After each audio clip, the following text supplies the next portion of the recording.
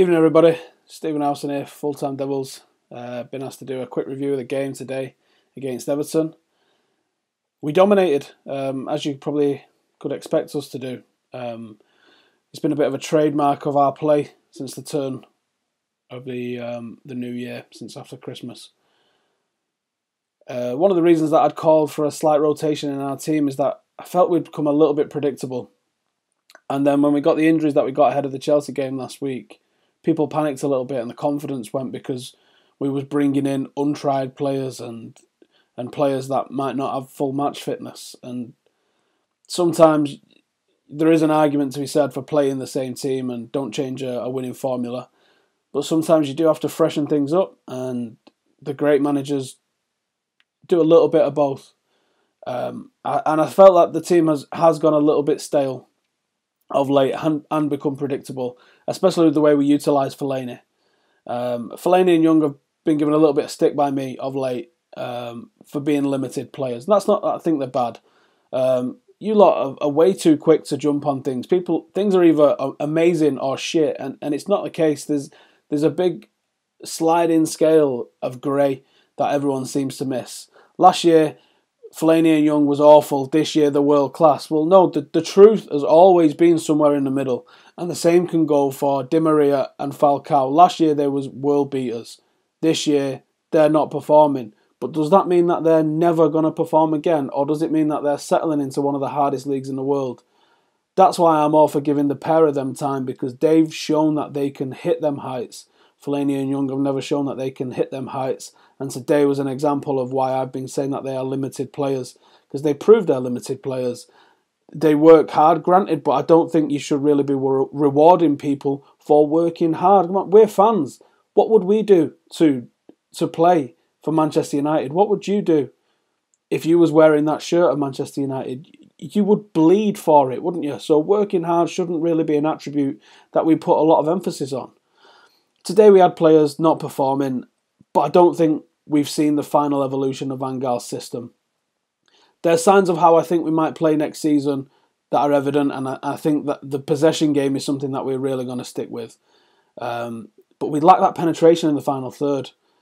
I think because the build-up play is so slow, when you have someone like Fellaini, which is the reason why I've been getting on at Fellaini, is because I think he does one thing very well, and that's he's a target and he brings it down on his chest better than anybody in the world.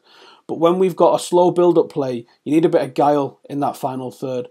A perfect player to do that probably would be Mata, but I don't ever see us playing Mata if we're going to play Rooney in a similar sort of position. I think Rooney, because he's the captain, is always going to get that sort of that role. He's always going to be seen as almost undroppable.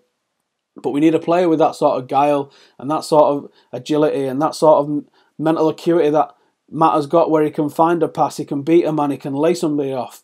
Fellaini, just whatever you think of him and however you think he's performed, he is not that good of technical footballer to find those passes. He doesn't have the feet, he doesn't have the agility, he doesn't have the vision to spot the sort of runs that a striker needs to be able to get into the box and actually make something happen. I think we can play a striker system with Rooney and Mata behind, finding the space. That would be the ideal scenario for me. Whether that's Falcao or not remains to be seen. I understand people saying that we don't want to pay 40-odd million for him, and I can get that. But in the grand scheme of things, transfer fees and what Manchester United pay for players is irrelevant to us as fans. We're not signing it, and if the club's prepared to pay it, then I'm happy with that. Which brings me on to a tweet that I threw out earlier, that if Louis van Gaal wants Danny Ings next season, then I want Danny Ings. I get a lot of tweets from people saying, who should we sign? Who do you think we're signing? Who would you sign? And the truth is, I don't know. I don't know who we're going to sign. The club's doing the work on the sly this year, which is good, I suppose. But Louis van Gaal has got a plan. And if that master plan revolves around having Danny Ings as a second striker to come off the bench and perform a job, because I don't think he would be a first choice striker, then I want Danny Ings. Because Louis van Gaal sees these guys in training and he's putting together a master plan that's going to win us the league and hopefully get us there or thereabouts for the Champions League. So whoever we sign, we will sign. I think there'll be a right load of incoming and a right load of outgoing. We've already seen how ruthless he's been with the players that he's let go this season.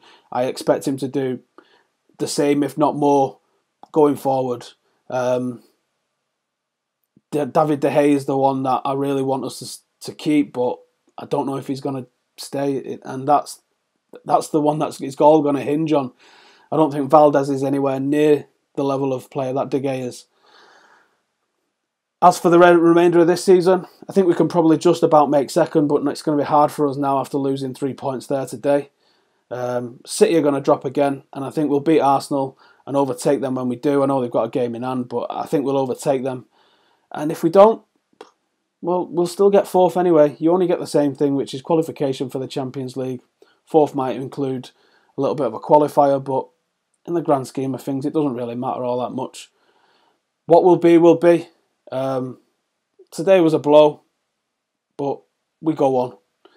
Next season, I think Louis van Gaal, once he's had this season to assess everybody and identify the targets and had the time to identify the targets this year, I'm pretty certain that the lineup for our squad next year will be pretty spectacular, and I'm sure Ed Woodward has got a little surprise superstar for us, because he seems to be all about those big money, big name signings.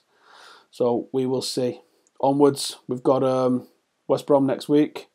We need to pick up 3 points there and make sure that fourth spot is secure. We don't need the Scousers knocking on the door, do we? Can you imagine the party in Merseyside if they pip us to that? You'd think they'd won the league.